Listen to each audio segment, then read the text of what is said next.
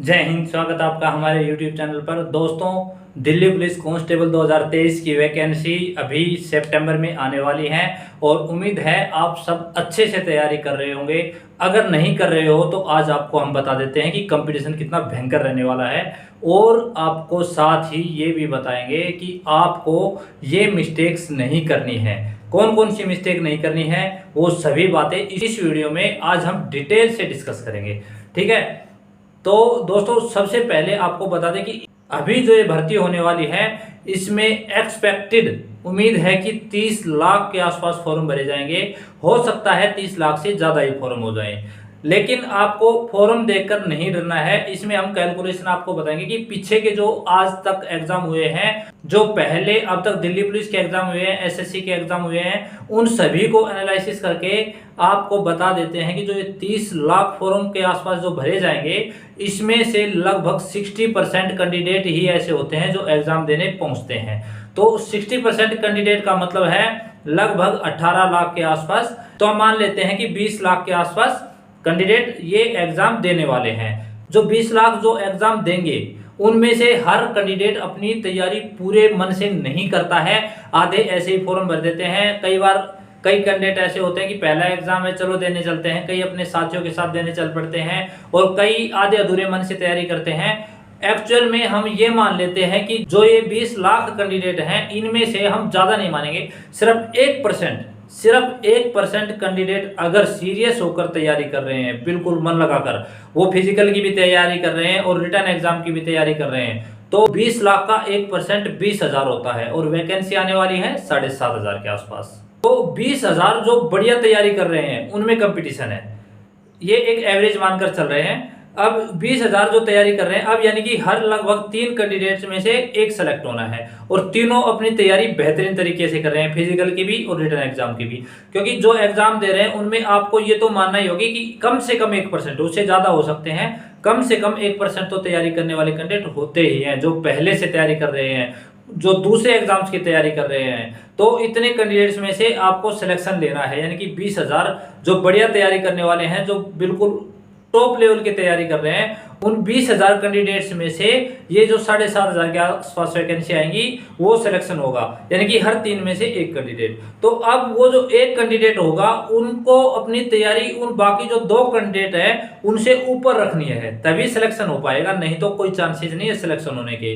तो जो ये कंपटीशन है ना, ये आप अंदाजा लगा सकते हो किस लेवल का कंपटीशन है। ऐसा नहीं है कि आप ये सोच रहे हो कि ये जो 20,000 कैंडिडेट है इनमें फिजिकल में भी आउट हो जाएंगे, कोई रिटर्न एग्जाम में जरूरी नहीं है इतनी तैयारी कर रहे हो। तो हम ये 20,000 कैंडिडेट वही बताए हैं जो फिजिकल भी जिनकी बढ़िया तैयारी है और जो रिटर्न की भी बढ़िया तैयारी कर रहे होंगे। ऐसी एक एक्सपेक्टेशन लगा रहे हैं कि 1% तो हम मान के ही चलते हैं। अब जिनमें अगर इन जो 3 कैंडिडेट में कंपटीशन है, टॉप के 3 कैंडिडेट में से इनमें आपको फर्स्ट कैंडिडेट बनना है तो क्या गलती नहीं करनी है। अब ये बात सुनिए ध्यान से। इसमें जो सबसे पहला पॉइंट है वो पॉइंट है स्मार्ट स्टडी। स्मार्ट स्टडी कैसे करें? आपको सबसे पहले ये बात ध्यान रखनी है कि आपको टीचर नहीं बनना है, टीचर सेलेक्ट नहीं होना है आपको। अगर टीचर सेलेक्ट होना है तो आदमी सारा सिलेबस पढ़ता है, सब कुछ पढ़ता है। तो आपको हार्ड वर्क नहीं करना है, जो गधा करता है ना, गधे के ऊपर जैसे वजन लाद कर चलाते रहते हैं, वो हार्ड वर्क नहीं करना है। आपको करना है स्मार्ट प्लस हार्ड वर्क, दोनों चीजें, यानी स्मार्ट वर्क भी होना चाहिए, हार्ड वर्क भी होना चाहिए। तो इसके लिए आपको लिमिटेड चीजें पढ़नी है, सब कुछ नहीं पढ़ना है। सब कुछ तो इतना वास्ट है। अब जीके इसमें 50 नंबर की आती है, अब जीके 50 नंबर के लिए आप कितनी जीके पढ़ोगे? जीके अनलिमिटेड है, तो आपको लिमिटेड सिलेबस पढ़ना है। अब सबसे पहली बात ये क्वेश्चन उठता है आपके दिमाग में कि लिमिटेड सिलेबस में क्या पढ़ें? तो आपको सबसे पहले आपको अपना सिलेबस देखना है कि सिलेबस क्या है। वो सिलेबस अगर आपको पता है तो आप उसके अकॉर्डिंग अच्छे से तैयारी कर सकते हो। तो सबसे पहले अपना सिलेबस पता कीजिए, उसी के अकॉर्डिंग आपको पढ़ना है। अब अगला क्वेश्चन आता है कि सिलेबस का पता कैसे करें, कि सिलेबस क्या है। सिलेबस अभी आप सोचोगे कि नोटिफिकेशन आया नहीं है, सिलेबस का कैसे पता चलेगा?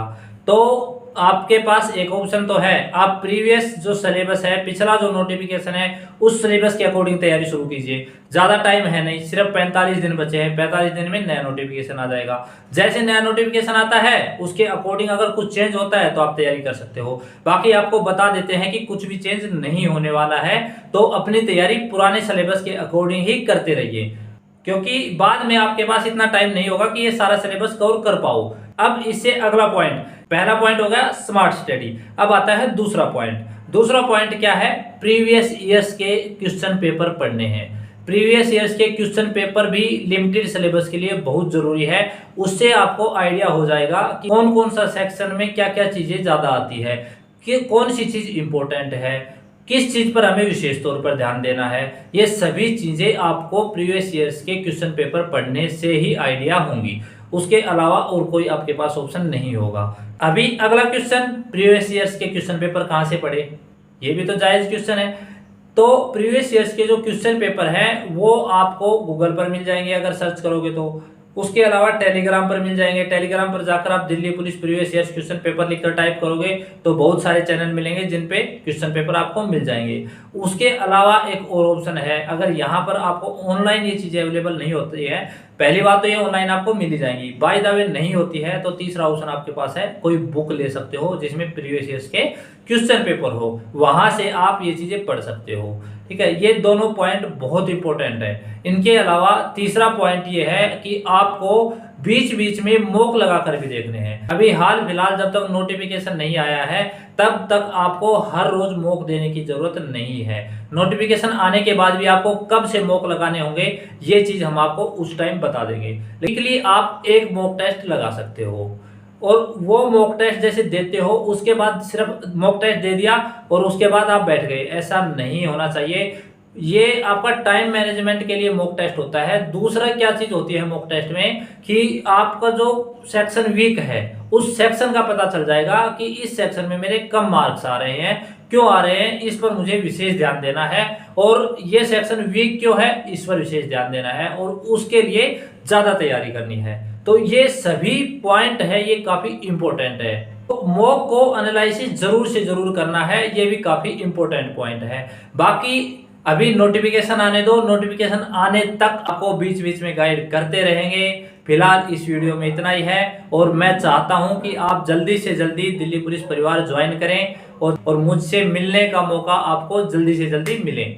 चलो मिलते हैं नेक्स्ट वीडियो में। अगर चैनल पर पहली बार विजिट करें तो चैनल को सब्सक्राइब कर लें, साथ में अपने दोस्तों को भी बताएं ताकि उनको भी बेनिफिट पहुंच सके और इस चैनल पर ज्यादा से ज्यादा लोग जुड़ सकें और हमारा जो एक्सपीरियंस है उसका ज्यादा से ज्यादा कैंडिडेट्स फायदा उठा सकें। मिलते हैं नेक्स्ट वीडियो में। जय हिंद।